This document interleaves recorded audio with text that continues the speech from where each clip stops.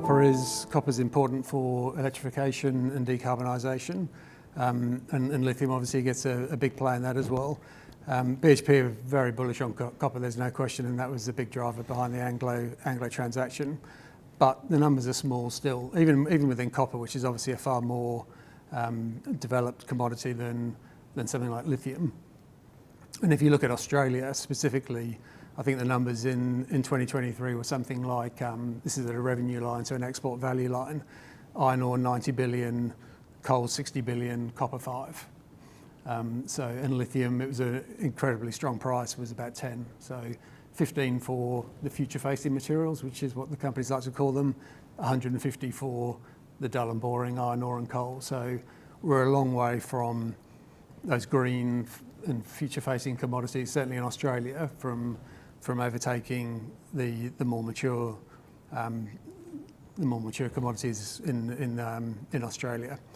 Now, it's probably worth reflecting on something like lithium, and it really comes to how we look at commodities and how we're trying to create value for the clients, is how volatile commodities have become. There's a lot of money washing around the system trying to find a home in commodities, and what we've seen with something like lithium in particular, and I've got a chart on lithium, is what we're trying to do is avoid the storytelling that comes with some of these commodities. So this is a chart from UBS. It's not to pick on them. It would be the same for a lot of consultants and brokers.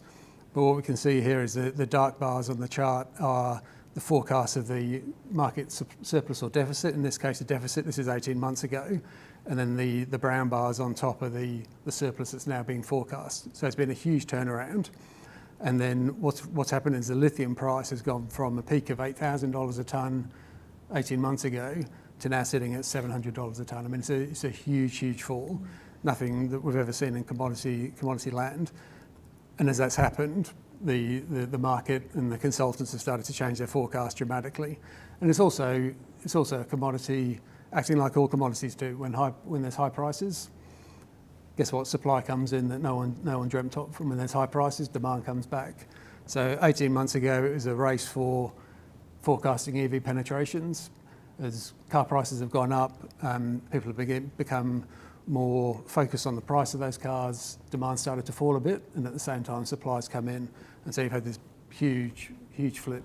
And so what we're trying to do is we're trying to look through those cycles. We try not to get caught up in the hubris when things are very bullish, but also we're not trying to get too bearish at the bottom.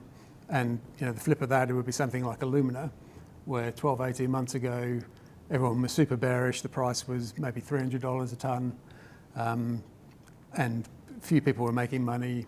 And guess what? Supply starts to get shut down. Demand's still robust, and the price flips around. It's now $500 a tonne. A company like AWAC or AWC doubled and then got taken out by Alcoa. So that's what we're trying to do. We're trying to look through cycles, trying to not get too caught up in the ups and downs, and try and keep a more steady view.